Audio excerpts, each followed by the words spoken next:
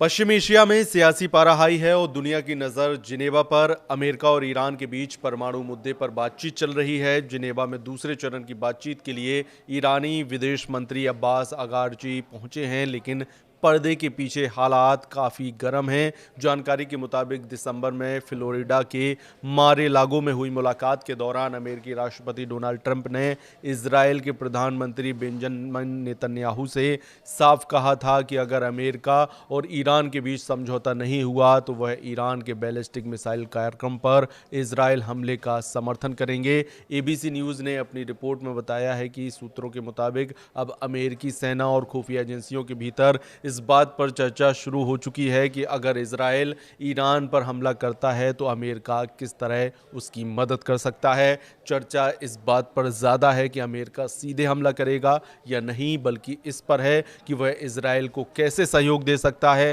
अंदरूनी बातचीत में ये विचार किया जा रहा है कि अमेरिकी वायुसेना इजरायली लड़ाकू विमानों को हवा में ईंधन भरने में मदद कर सकती है। इसके अलावा एक बड़ा सवाल ये भी है कि किन देशों से इजरायली विमानों को अपने हवाई रास्ते से गुजरने की अनुमति मिलेगी। जॉर्डन, सऊदी अरब और संयुक्त अरब अमीरात जैसे देशों ने सार्वजनिक रूप से कहा है कि वे अपनी हवाई क्षेत्र का इस्तेमाल ईरान पर किसी भी हमले के लिए नहीं होने देंगे। ऐसे में ये साफ नहीं है कि संभावित कार्रवाई के लिए रास्ता कैसे तय होगा। इसी बीच अमेरिका ने पश्चिम एशिया में अपनी सैन्य ताकत बढ़ा दी है। खबर है कि दूसरा अमेरिकी विमान वाहक पोत यूएसएस जेराल्ड आर फोर्ड भी क्षेत्र में भेजा जा रहा है। ये पहले से मौजूद अमेरिकी सैन्य ताकत के साथ मिलकर ईरान पर करीब भारी हथियारों की मौजूदगी सुनिश्चित करेगा।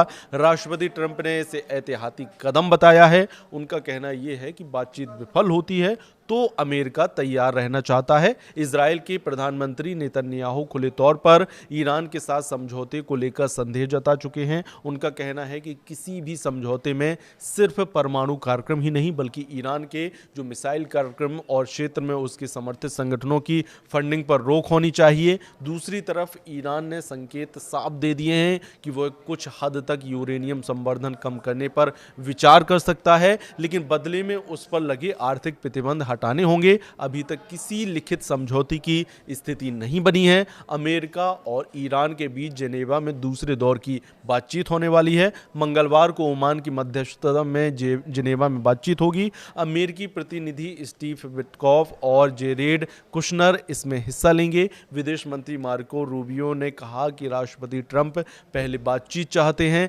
लेकिन सभी विकल्प खुले हुए हैं और ये अब कयास लगाए जा रहे हैं कि इस बातचीत से कोई रास्ता निकलेगा, लेकिन ऐसा होता हुआ फिलहाल नहीं दिखाई दे रहा है।